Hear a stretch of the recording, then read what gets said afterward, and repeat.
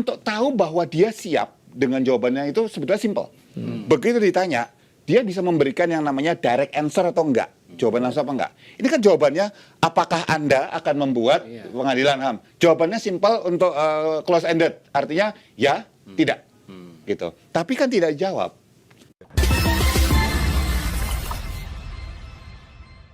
Ini Mas, kebetulan nih host cawe-cawe ini juga dosen ilmu komunikasi ya. Jadi saya mau ngasih sedikit pandangan saya sebelum kita lihat rekaman cuplikan kemarin ya. Jadi gini, justru tahun 2023 ini sangat berpengaruh. Kenapa? Karena infrastruktur komunikasi itu Mas sudah begitu sangat masif.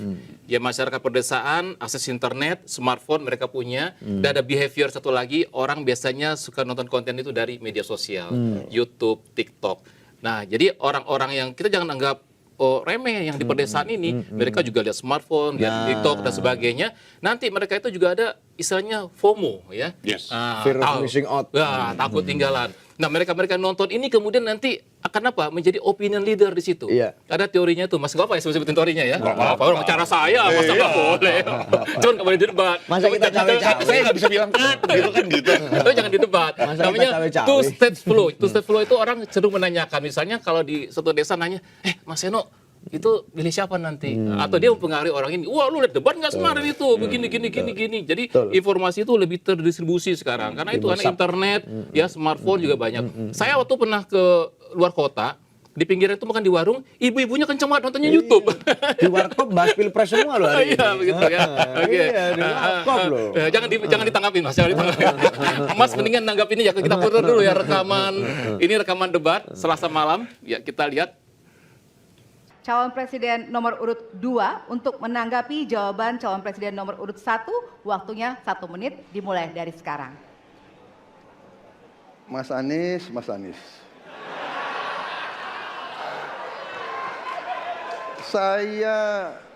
Saya berpendapat Mas Anies ini agak berlebihan. Mas Anies mengeluh tentang demokrasi. Nah, kalau kita stop dulu di sini sebentar, gitu ya. Kelihatannya kalau kita lihat perubahan tarikan senyuman dari Pak Anies Baswedan arahnya itu kelihatan dari garis otot di antara hidung dan pinggir bibir sini. Itu pelan-pelan menghilang. Kemudian Pak Anies Baswedan membasahi bibirnya. Penanda apa? Jadi kalau kita bicara seseorang itu ketika stres itu bisa macam-macam.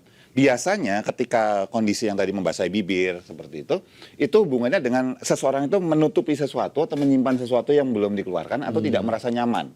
Artinya apa yang disampaikan oleh Pak Prabowo itu kena tuh, dak gitu, hit istilahnya gitu. Karena kalau kita perhatikan gambar-gambar yang lain, ada juga ketika misalnya Pak Ganjar ngomong sama Pak Anies, Pak Prabowo juga ngomong sama Pak Anies, itu tetap senyum aja nggak berubah gitu. Pada poin ini hit nih. Ya kalau main game tuh berkurang 1 gitu misalnya gitulah kira-kira ya, kesehatannya gitu. Nah kalau kita lanjutkan lagi, Mas Anies ini agak berlebihan. Mas Anies mengeluh tentang demokrasi ini dan itu dan ini. Mas Anies dipilih jadi gubernur DKI menghadapi pemerintah yang berkuasa. Saya yang mengusung Bapak.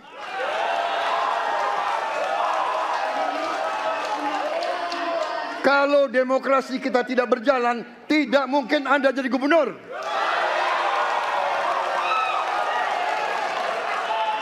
Kalau Jokowi diktator, Anda tidak mungkin jadi gubernur. Saya waktu itu oposisi, Mas Anies. Anda ke rumah saya, kita oposisi, Anda terpilih. Waktu habis, Bapak. nah bagian sini kalau kita yang tadi gerakan-gerakan seperti itu, kalau kita bilang bahwa itu apakah itu sifatnya spontan, saya akan cenderung mengatakan bahwa kecenderungan untuk spontan itu kecil, bukan nggak ada. Kalau kita bilang spontan itu kita dukun gitu ya. Tapi kalau kita bicara kecenderungannya apakah ini spontan, jawabannya tidak. Kecenderungannya adalah ini adalah sesuatu yang sifatnya dipersiapkan. Karena apa? Kalau kita bicara pemilihan presiden Republik Indonesia loh, salah satu negara besar di dunia, yang kalau misalnya segala sesuatu spontan sudah pasti akan blunder. Nah, konteksnya dalam hal ini karena Pak Prabowo dan Gibran mengusung tentang gemoy, gitu ya. Maka gemoisasi itu harus diulang dan diulang terus. Salah satunya apa? Kalau kita perhatikan, kita hitung ada 2 atau 3 kali Pak Prabowo menggunakan gerakan-gerakan yang mirip-mirip yang sama persis untuk kemudian menguatkan gemoisasi tersebut. Ya, jadi itu buat saya adalah sebuah strategi dan cukup jitu sih sebetulnya. Itu kayak menjadi ciri khas gitu ya. Betul. Kalau ada pelawak Sri Mulat dulu begini tuh, siapa Gogon? Nah, gitu kan, atau Tukul dengan tepukannya begini. Atau misalnya jadi kalau misalnya melawan lo gitu. Oke, itu karena tadi Pak Prabowo ke Anies, saya nggak akan nanya ke Mas Heno. Iya. Kita nggak fair ya. Gitu. Kita lanjutkan video berikutnya. 1 menit dimulai dari sekarang. Izinkan saya harus membaca data untuk mengingatkan. Pak Prabowo, karena nomor 2, saya pertanyaannya 2. Ada 12 kasus pelanggaran HAM berat yang sudah dikeluarkan mulai dari peristiwa 65, penembakan misterius, Talang Sari, penghilangan paksa sampai Wamena. Dan saya ingatkan tahun 2009, DPR sudah mengeluarkan 4 rekomendasi pada saat itu kepada Presiden. 1, membentuk pengadilan HAM ad hoc. Yang kedua, menemukan 13 korban penghilangan paksa. Yang keempat, memberikan kompensasi dan pemulihan. Dan yang keempat, meratifikasi konvensi anti penghilangan paksa sebagai upaya pencegahan. Pertanyaan saja 2. Kalau Bapak ada di situ, apakah akan membuat pengadilan HAM dan membereskan rekomendasi DPR? Pertanyaan kedua, di luar sana menunggu banyak ibu-ibu, apakah Bapak bisa membantu menemukan di mana kuburnya yang hilang agar mereka bisa berziarah? Saya persilakan.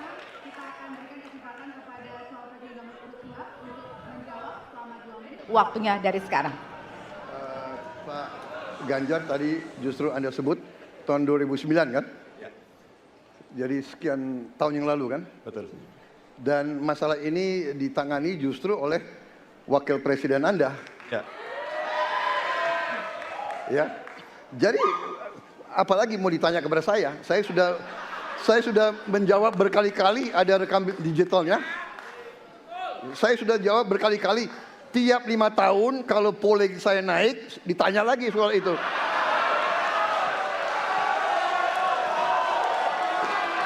Bapak tahu data nggak? Bapak tanya ke Kapolda, tahun ini berapa orang hilang di DKI? Tahun ini, ya, ada mayat yang diketemukan baru beberapa hari yang lalu dan sebagainya. Stop dulu di sini. Kalau kita bicara tentang ekspresi, ada beberapa kondisi ketika Pak Prabowo menjawab pertanyaan Pak Ganjar, yang biasanya dia tidak lakukan adalah membasahi bibirnya persis sama seperti Pak Anies Baswedan. Sekali lagi, artinya dia cukup berhati-hati dan masih menutupi sesuatu di situ. Ya, ini sekali lagi terlepas dari katakanlah apa yang mereka ngomongin apa, tapi katakanlah kita nggak dengar, kita nggak ada suara di sini, maka itu akan tetap menandakan seseorang itu menutupi sesuatu atau tidak nyaman atau satu hal ketika dia ngomong terus bahasain bibir. Sementara pola itu tidak ada sebelumnya. Kita perlu melihat pola. Bukan semua orang yang membasahi bibir. Jangan Mas Arsena misalnya dari tadi itu mungkin lapar misalnya gitu ya. Tapi ini beda. Belum sarapan, Pak. Oh iya itu gitu. Nah kemudian ada satu hal yang menarik. Model jawaban. Kalau kita perhatikan ya, kita perhatikan dari ketiga paslon nih, di capres nih, untuk tahu bahwa dia siap dengan jawabannya itu sebetulnya simple. Begitu ditanya, dia bisa memberikan yang namanya direct answer atau enggak. Jawaban langsung apa enggak. Ini kan jawabannya, apakah Anda akan membuat pengadilan HAM? Jawabannya simple untuk close-ended. Artinya, ya, tidak. Gitu. Tapi kan tidak jawab. Teknik ini disebut imply. Imply itu adalah mengarahkan persepsi orang supaya berpikir, iya juga ya. Gitu loh. Misalnya contoh gini, Mas Kirdi yang ngambil minuman di atas meja ya? Loh, saya dari tadi kan di situ. Kalau orang yang ngambil kan harusnya sempat duduk di sini. Kira-kira kalau orang ngambil, terus misalnya beneran ngambil, apakah masih duduk-duduk di sini? Kan enggak gitu. Ngeles. Ya. Nah itu dia tidak menjawab ya atau tidak. Kenapa? Ketika orang menjawab langsung direct, itu artinya misalnya dia berbohong, misalnya ya. dia itu membuat sebuah energi besar di kepalanya untuk menyimpan kebohongan. Sementara kalau teknik imply, yaitu tidak menjawab secara langsung, cuma mengarahkan persepsi, itu nggak bohong. Nggak bohong, gitu loh. Dan itu juga dilakukan oleh sebetulnya Pak Anies Baswedan juga melakukan itu. Pak Ganjar pun sebetulnya melakukan itu, ya. Jadi ini sebetulnya sebuah teknik yang cukup banyak, bukan cuma para capres kita yang menggunakan. Mayoritas orang juga gitu. Misalnya Mas Iwal, saya janji misalnya mengirimkan dokumen gitu. Mas Kiri, dokumen udah selesai belum? Loh, kalau saya santai-santai di sini kira-kira gimana, Mas? Gitu. Oh iya, Mas Iwal langsung berpikir, oh iya, udah selesai nih berarti ini, udah hampir selesai minimal. Padahal dalam hati bilang, Cuk, dong ngambek misalnya kayak gitu. Ya. Iya. Ini menarik, saya nanya ke Mas Seno ini. Iya. Kan dulu itu ya, Pak Jokowi itu pernah ngedesainin baju untuk Mas Ganjar, hitam putih gitu ya. Iya, iya. Mungkin udah lupa ya, udah dilupakan ya, tapi saya masih ingat. Karena saya ingat baju itu, sekarang lihat bajunya satset, wah ada 3 jari begitu ya. Itu Tapi memang masih hitam putih kok, Pak. masih hitam putih ya, cuma nggak pakai garis saja ya. Masih hitam putih. Pak Prabowo berapa kali itu sebut-sebut nama Pak Jokowi. Jadi ingin mengasosiasikan Jokowi itu adalah bersama Prabowo gitu ya, terlihat seperti itu. Nah, saya kepada bajunya aja, Mas. Itu makna dari bajunya kan, dari penampilannya kan kayaknya anak muda banget gitu. Kayak kemeja kemudian dimasukin gitu ya. Beda kalau yang Mas Anies tuh pakai jas gitu.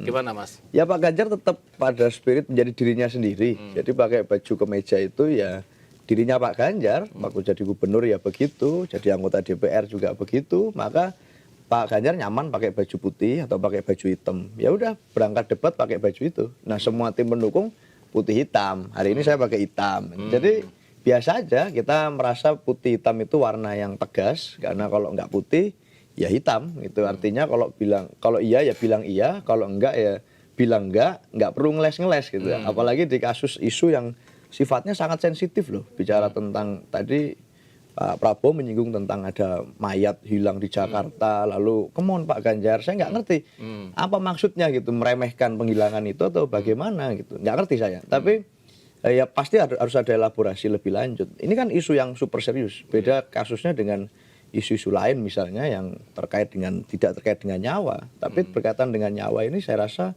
ya ekspresi Pak Ganjar sangat serius waktu tanya tadi, bahkan keluar pakai kacamata. Sedangkan kalau saya ini bukan pakar mikro ekspresi sebenarnya Pak ya, tapi kelihatan jelas gitu bahwa pada saat Pak Prabowo ditanya kemudian mengelap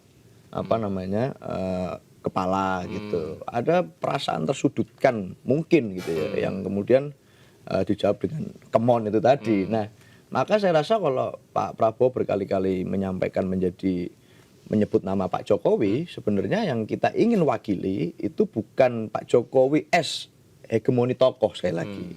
Karena hegemoni tokoh itu tidak akan berarti tanpa spirit dasar, semangat dasar. Apa yang membuat kita memilih Pak Jokowi di 2014 dan 2019 misalnya, ya adalah karena beliau mewakili spirit pro-demokrasi. Beliau mewakili spirit keinginan komitmen untuk menuntaskan pelanggaran HAM berat masa lalu. Beliau mewakili spirit bahwa dekat dengan rakyat. Beliau mewakili spirit anak siapapun itu berhak jadi presiden. Beliau mewakili spirit berani belusukan, punya stamina politik gitu untuk mendengarkan langsung keluhan rakyat. Pagi di Jakarta, sore di Papua, kemana lagi. Itulah spirit Pak Jokowi yang kita ingat, kita miliki. Dan spirit itu semua ada di Pak Ganjar. Jadi saya rasa kita nggak perlu berkali-kali menyebut tentang nama, tapi kita mewakili sebuah spirit, bukan sekedar hegemoni tentang nama per nama. Wah, keren loh. Nggak perlu ngaku-ngaku, spiritnya dari sini. Gitu.